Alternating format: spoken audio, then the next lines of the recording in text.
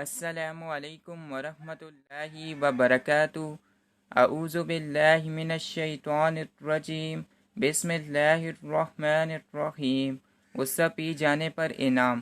رسول صلی اللہ علیہ وسلم نے فرمایا، جس نے اپنا غصہ پی لیا حالانکہ وہ اسے نافذ کرنے پر قادر تھا تو قیامت کے دن اللہ تعالیٰ اسے سب لوگوں کے سامنے بلائے گا، یہاں تک کہ اسے اللہ تعالیٰ اختیار دے گا کہ وہ بڑی آنکھ والی حوروں میں سے جسے چاہے چن لے۔